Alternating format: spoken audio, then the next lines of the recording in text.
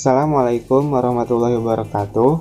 Perkenalkan, nama saya Ahmad Zaim Tamim dari kelas 3D dan saya dari kelompok 2. Nah, saya di sini ingin mempresentasikan hasil dari kerja kelompok kami. Lanjut ke pembahasan, yang akan saya presentasikan yaitu mesin fotokopi. Apa sih mesin fotokopi itu? Nah, pengertian dari mesin fotokopi adalah sebuah mesin yang digunakan untuk mencetak atau mengkopi suatu dokumen seperti buku, ijazah, KTP, dan dokumen lainnya. Salah satu keuntungan menggunakan mesin fotokopi adalah mencetak atau menggandakan dokumen menjadi lebih cepat dan mudah daripada menggunakan mesin cetak lainnya. Yang akan kita bahas tentang mesin fotokopi yaitu fungsinya, jenisnya, lalu cara mengoperasikannya. Lanjut ke fungsi. Yang pertama, fungsinya itu untuk menggandakan dokumen. Nah, mesin fotokopi ini bisa untuk menggandakan dokumen ya. Lalu yang kedua, itu bisa mencetak dokumen, printer. Nah, mesin fotokopi ini juga bisa untuk mencetak dokumen seperti printer. Lalu yang ketiga, menjadi alat scan. Mesin fotokopi ini juga bisa untuk menycan dokumen. Lalu yang keempat, itu fungsinya mengirim surat elektronik email. Nah, mesin fotokopi ini bisa mengirim email jika ada komputer dan jaringan internet. Itu juga nggak semua mesin fotokopi bisa mengirim email. Mungkin mesin fotokopi yang keluaran yang baru, yang sudah modern yang bisa.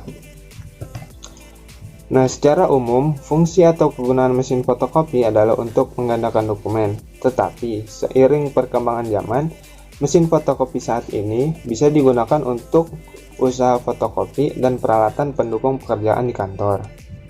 Saat ini, perkembangan teknologi di industri mesin fotokopi mengalami perkembangan yang pesat.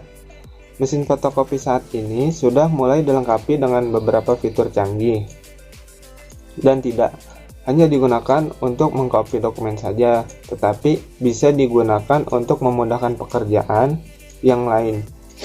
Juga seperti untuk scan, fax, print, dan mengirim email, dan lain-lain. Lanjut ke jenis-jenis mesin fotokopi. Jenis-jenisnya itu ada 5. Yang pertama, mesin fotokopi mono. Nah, mesin fotokopi mono ini yang hasil kopi dan printnya itu hitam putih saja, tidak bisa berwarna seperti dokumennya. Yang kedua, mesin fotokopi warna. Mesin fotokopi ini yang hasil kopi dan printannya itu bisa berwarna seperti dokumen yang dikopinya atau di printnya. Yang ketiga, mesin fotokopi multifungsi. Nah, mesin fotokopi multifungsi ini sudah dioptimalkan untuk menyertakan fungsi pencetakan, pemindaian, dan fax, menjadikannya multifungsi. Yang keempat, itu mesin fotokopi jaringan.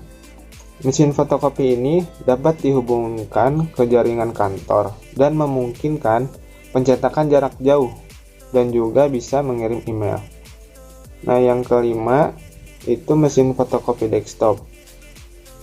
Mesin fotokopi desktop ini relatif kecil, dirancang hanya untuk kertas A4 atau ukuran lebih kecil. Nah, lanjut cara mengoperasikan mesin fotokopi. Yang pertama itu tekan tombol on untuk menyalakan mesin fotokopi, lalu letakkan kertas yang akan Anda fotokopi di atas kaca yang jadi area fotokopi. Letaknya biasanya di bawah scanner. Nah, jangan lupa sesuaikan posisi kertas dengan cermat agar hasil fotokopinya rapi dan memuaskan. Caranya adalah dengan memastikan bahwa tepi kertas bagian atas ada pada garis skala dan posisi kertas pas di tengah. Lalu selanjutnya pencet tombol paper select, kemudian atur berapa ukuran kertas yang akan digunakan. Jika ingin fotokopi bolak-balik, maka pilih opsi two side. Nah, selanjutnya tombol angka untuk mengatur berapa lembar yang akan di copy. Selanjutnya tekan tombol start, lalu tunggu selama beberapa saat sampai mesin fotokopi selesai mengeluarkan kertas yang merupakan hasil fotokopi. Nah, terakhir, jika mesin sudah selesai digunakan, matikan dengan menekan tombol off. Nah, terima kasih. Nah, itu dia sekian dari presentasi saya. Perkenalkan, nama saya Andini Mariani dari kelas 3D. Di sini saya akan menjelaskan apa itu printer dari mulai definisi, fungsi, jenis, dan juga cara menggunakannya. Nah, langsung saja, apa itu printer? Printer adalah perangkat keras yang bisa digunakan untuk menampilkan suatu bentuk fisik dari wujud asli data digital. Nah, ini adalah contoh dari bentuk fisiknya, seperti itu. Jadi tidak hanya satu lembar, tapi bisa beberapa lembar.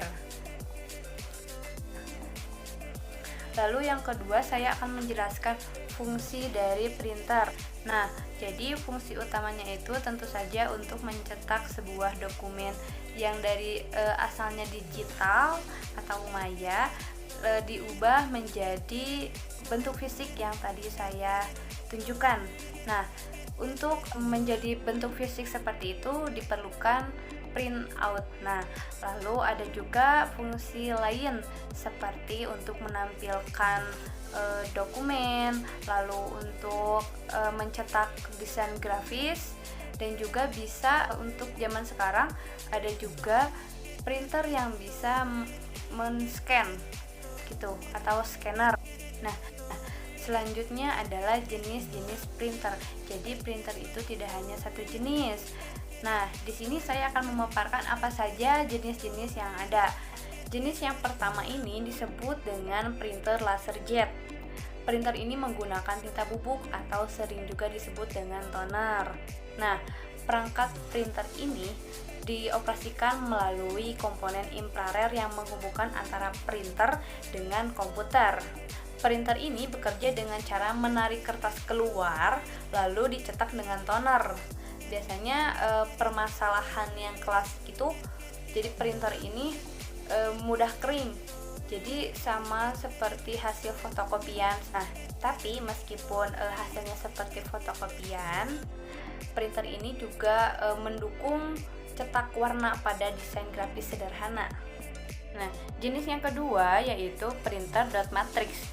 Printer ini menggunakan kita sebagai alatnya. Paling mudah ditemukan karena berada di tempat pembelanjaan seperti minimarket, supermarket, dan lain-lain. Cara bekerjanya yaitu dengan cara menarik pita yang ada di dalamnya agar bergerak ke kiri dan ke kanan untuk menghasilkan hasil cetakannya. Biasanya medianya itu seperti kertas. Nah, sekarang jenis yang ketiga.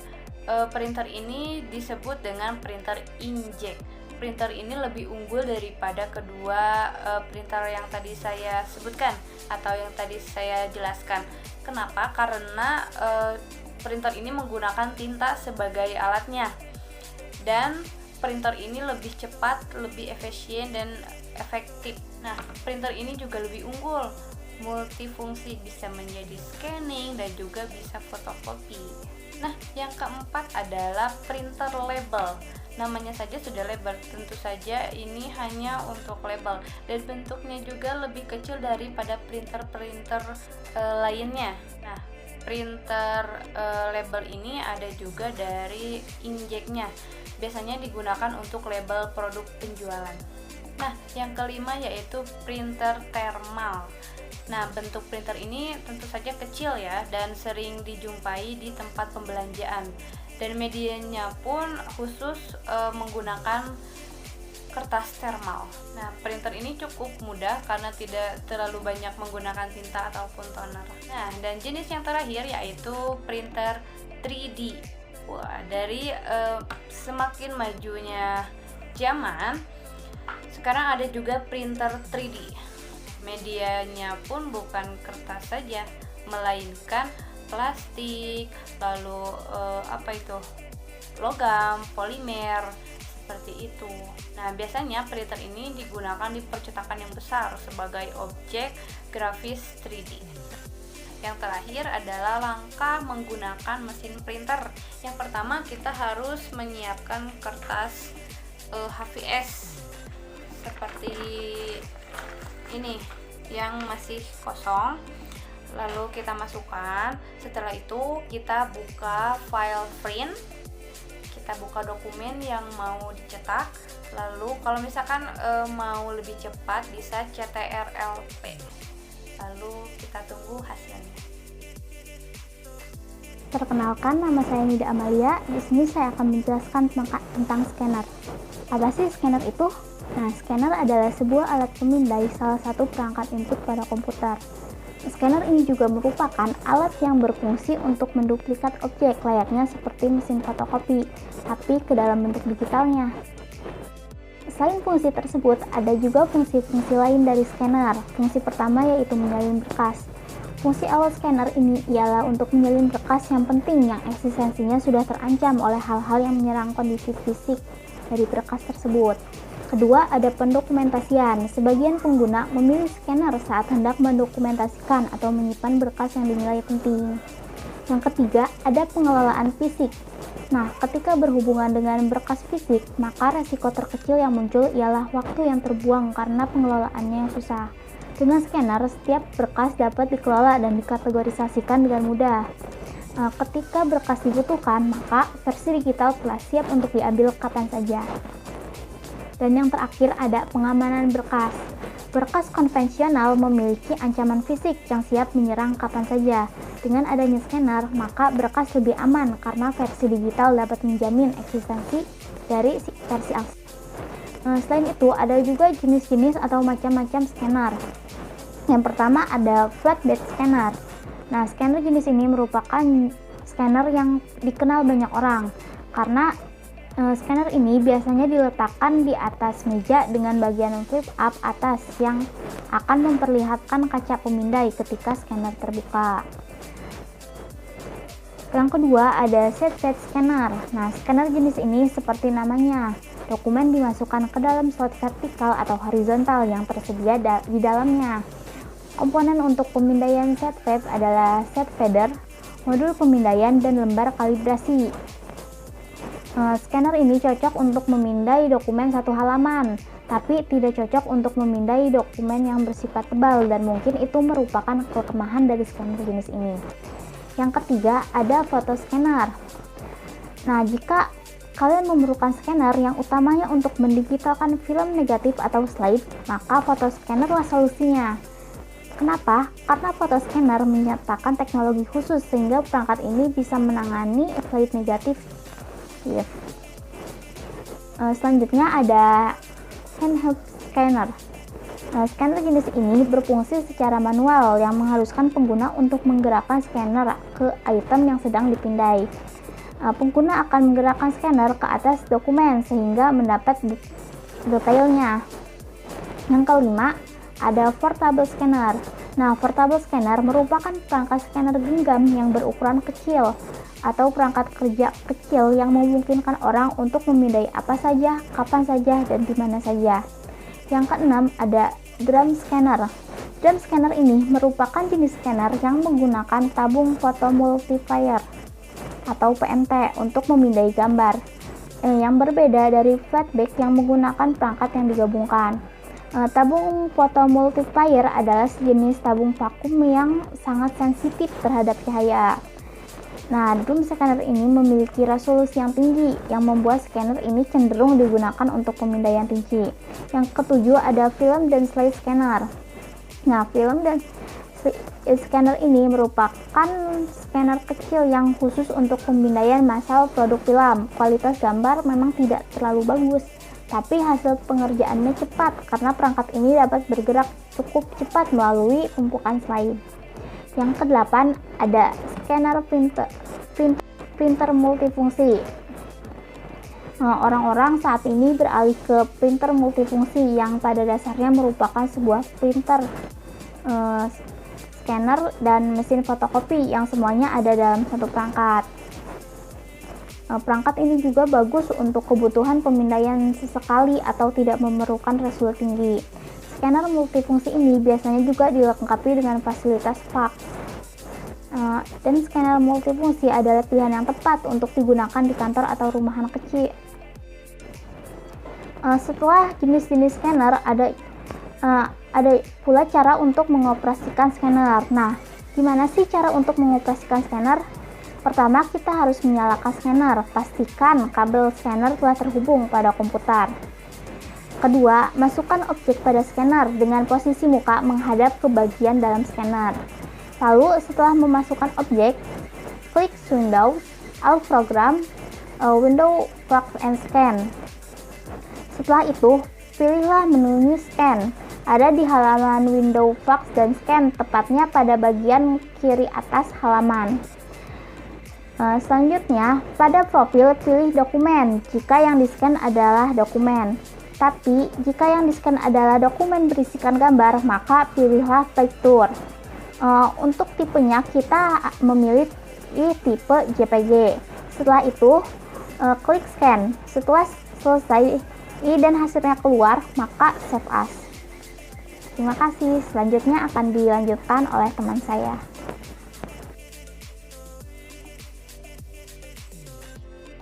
Perkenalkan, saya Rahmanti Eka Dewi. Baik, berikutnya peralatan yang umumnya kita jumpai di kantor adalah paper shredder atau mesin penghancur kertas. Ini adalah suatu alat atau mesin yang berfungsi untuk menghancurkan kertas menjadi berkeping-keping, sehingga tidak bisa lagi kita baca isi beserta hal-hal penting lainnya dalam kertas tersebut. Dengan adanya paper shredder, juga bisa mengurangi tumpukan dokumen atau berkas yang sudah tidak terpakai lagi pada lemari penyimpanan kantor. Lalu, apa saja fungsi dari paper shredder? Yang pertama, untuk melindungi data penting. Berkas atau dokumen penting yang sudah tidak digunakan pastinya akan dihancurkan. Kenapa? Karena ini berkaitan dengan permasalahan privacy. Misalnya, ada data klien, data transaksi, atau data informasi perusahaan lainnya.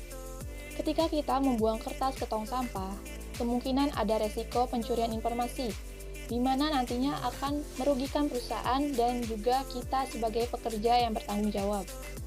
Dengan paper shredder, kita bisa meminimalisirkan pencurian data maupun informasi. Lalu, fungsi yang kedua yaitu untuk menghindari benturan hukum. Maraknya kasus pencurian data dapat menyebabkan perusahaan yang bersangkutan berhadapan dengan aparat hukum karena dianggap tidak melindungi data pekerja atau bocornya informasi rahasia suatu perusahaan. Jadi, secara tidak langsung, mesin penghancur kertas atau paper shredder memiliki peran penting dalam menghilangkan dokumen cetak yang bersifat rahasia. Lalu, fungsi yang ketiga adalah membantu proses daur ulang sampah kertas.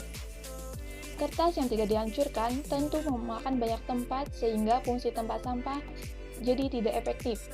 Dengan ketersediaan mesin penghancur kertas atau paper shredder, butiran-butiran kertas dapat dikumpulkan dan digunakan untuk proses produksi daur ulang. Selain itu, butiran sampah kertas tadi dapat memudahkan logistik sampah kertas juga menambah estetika kebersihan lingkungan kerja.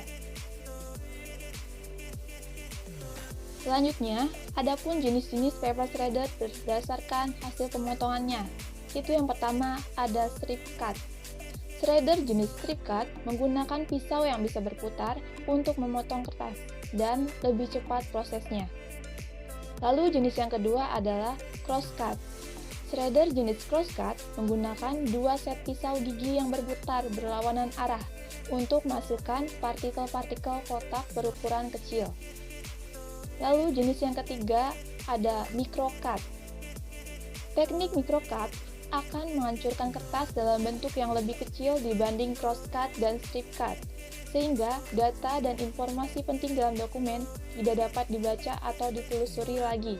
Akan tetapi, paper shredder model micro cut menghancurkan kertas sedikit lebih lama prosesnya dibanding jenis strip cut dan cross cut.